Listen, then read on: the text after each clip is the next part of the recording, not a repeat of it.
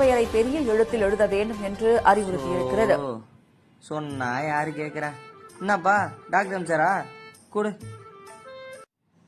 9 ஓல்கள் 15 days இப்படி இல்லாம மாத்திரை இருக்கு. யோ அது ஒமிப்ரோ சொல்லியா? வணக்கம் சார், நான் பார்மசிஸ்ட். ஒரு நிமிஷம். இதுல என்ன புரியுது தெரியலையே. இப்படிதான் சார் எனக்கு இருக்கும், இப்படிதான் எனக்கு இருக்கும்.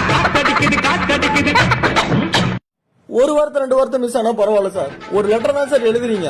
அதுவும் போன வாரம் அந்த டியூரேஷன் மட்டும் தான் சார் எழுதுறீங்க, மாத்திரை எழுதவே இல்லை. அதை விடுங்க சார். என்ன சார் இது? என்னது? வெறும் பி மட்டும் தான் சார் எழுதிருக்கீங்க. இந்த சின்ன வயசுல நம்ம விளையாடுவோம்ல, கோடிட்டு இடங்களை நிரப்புக, விடுபட்ட எண்களை கண்டுபிடி, இந்த மாதிரி பண்றீங்க சார். தம்பி இது பேண்டோப்ரசோல் 40 mg. 40 mg, very good. அது எழுதுறதுக்கு என்ன அரை மணி நேரமா சார் ஆகுது? நீங்க எழுதுறது எனக்கும் புரிய மாட்டேங்குது, உங்களுக்கும் புரிய மாட்டேங்குது, பேஷண்ட்டுக்கும் புரிய மாட்டேங்குது.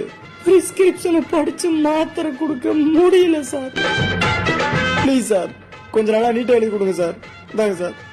ஒரு ப்ரொஃபஷனல் மெயின்டைன் பண்ண மாட்டேறீங்க சார். கொடுங்க சார், இந்த மாதிரி எழுதணும் சார்.